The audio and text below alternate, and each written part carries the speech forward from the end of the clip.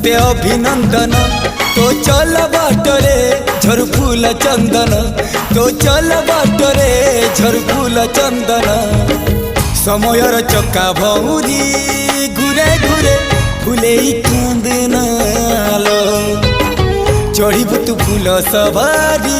धीरे धीरे फूले कांदनालो बाहादर सुख परा विधाता देइछि तोते विरह वेदना सबू सहिबाकू हवा मते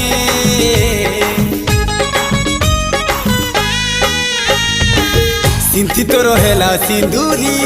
धारे धारे फूले कांदनालो।